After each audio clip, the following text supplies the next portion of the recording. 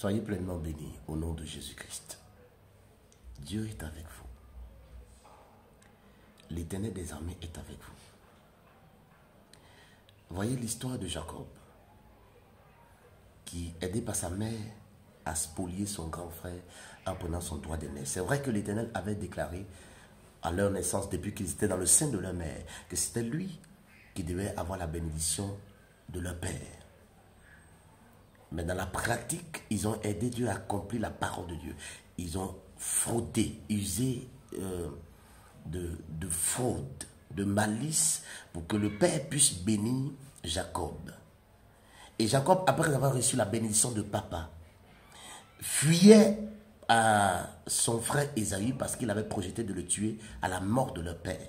Et la mère ayant entendu son premier fils dire cela, a fait de telle sorte que le papa bénisse une deuxième fois encore Jacob pour l'amener chez son frère Laban, pour que Jacob reste en sécurité. Et en allant, Jacob fit un rêve. Dans Genèse chapitre 28, vous connaissez bien l'histoire.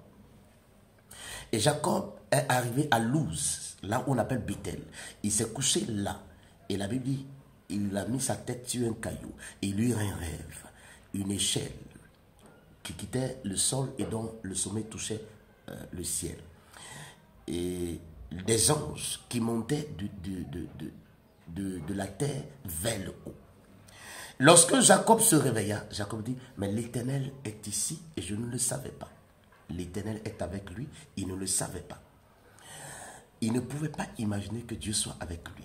Il connaissait son caractère. Il connaissait le caractère frauduleux qu'il avait. Il venait juste de spolier son frère. Il venait juste d'usurper la bénédiction de son frère. Bon, j'allais dire, aidé par sa mère, aidé même par son père, parce que même si son père n'a pas reconnu, je l'ai dit, Jacob, mais on reconnaît quelqu'un par sa voix, il a entendu la voix. Il a bien précisé que c'est la voix de Jacob, mais c'est la main d'Ésaü, mais il a quand même béni Jacob. Jacob, connaissant son caractère trompeur, était en train de fuir son frère après l'avoir trompé une deuxième fois.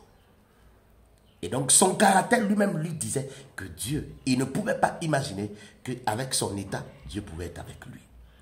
Frère, Dieu est avec vous. Dieu n'est pas avec nous parce que nous posons des bonnes actions, mais parce que nous sommes justes. Ou bien parce que nous sommes issus de telle famille, de ceci et de cela. L'Éternel n'est pas avec nous par complaisance. Il est avec nous par alliance. C'est pourquoi Dieu a pris le soin de dire à Jacob, je suis avec toi.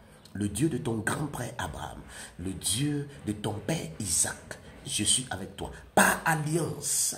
Donc l'alliance a été établie avec toute l'humanité, ratifiée par le sang de Jésus-Christ. Ce qui amène Dieu à être avec l'humanité tout entière. Pas avec un chrétien, pas avec telle religion, mais l'humanité tout entière. Dieu est avec vous. Et c'est parce que Dieu est avec Jacob qu'au fur et à mesure, la présence de Dieu aux côtés de Jacob a impacté, infecté la vie de Jacob et a apporté des transformations dans sa vie. On n'est pas transformé afin que Dieu soit avec nous. On n'est pas changé d'abord pour que Dieu soit ensuite avec nous. Non, Dieu est avec nous dans notre état de médiocrité. Et par sa présence, il nous impacte, il nous influence et il y a les changements qui arrivent. Ne regardez pas à votre péché, ne regardez pas à votre comportement, ne regardez pas à votre état. N'écoutez pas ce que les hommes disent. N'écoutez pas ce que les gens qui ne sont pas bien avertis, qui ne comprennent pas le sens biblique de l'amour de Dieu, ne les écoutez pas raconter leur vie, des balivernes. Dieu est avec vous. L'Éternel marche avec. Ça n'a rien à voir avec votre caractère, mais ça a tout à voir avec l'alliance qu'il a ratifiée, établie avec l'humanité. Il nous a réconciliés avec notre Père, notre Créateur. Dieu est avec vous. Quel que soit votre état, Dieu est avec vous. Et sa présence à vos côtés vous impactera, apportera des transformations, des changements. Vous n'avez pas besoin de changer d'abord, mais sa présence vous changera. Acceptez, croyez, comprenez, soyez rassurés, soyez sûrs, soyez certains. Dieu est avec vous par le sang de Jésus-Christ. Il marche à vos côtés. Même Jésus a dit à ses disciples, je serai avec vous jusqu'à la fin des temps. Il n'a pas dit je suis avec vous parce que vous êtes bien, je suis avec vous parce que vous m'obéissez, je suis avec vous parce que ceci. Non, lui-même a pris la résolution, lui-même a décidé d'être avec l'homme parce qu'il sait que l'homme, quand il parle même des chrétiens, des brebis, c'est le seul animal que lorsqu'il se perd, si on ne va pas le chercher, il ne retrouve jamais sa maison seule. Dieu est avec vous. Et s'il est avec vous, qui peut être contre vous? Qui se lèvera contre vous? Vous êtes en sécurité, vous êtes préservés, vous êtes gardés. Soyez sûrs, soyez certains.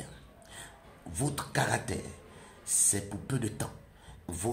Parce que la transformation s'est amorcée dès l'instant que vous prenez conscience. Jacob ne savait pas que Dieu était avec lui. Mais quand il a pris conscience et qu'il est parti sur Laban, avant qu'il ne revienne, le changement a commencé à s'opérer dans sa vie dès l'instant où il a pris conscience que Dieu est avec vous. Dieu est avec vous. Le changement arrive. Dieu est avec vous. La transformation est en cours, est en marche. Dieu, vous n'êtes pas seul, vous ne serez jamais seul, parce que Dieu est avec vous. Ne regardez pas, ne prenez pas ce que les gens disent, ou bien n'acceptez pas la parole de Dieu pour dire, tu es comme ci, tu es ceci. Dieu le sait, qui tu es. Dieu connaît ton état, Dieu connaît ta situation. Mais quand bien même cela, il est avec toi par alliance. Sois certain et vis ta vie. Laisse Dieu t'impacter et accepte la transformation que Dieu apporte dans ta vie. Il est avec toi. Satan ne pourra rien te faire. Que le nom de l'Éternel soit béni. Au nom de Jésus. Amen.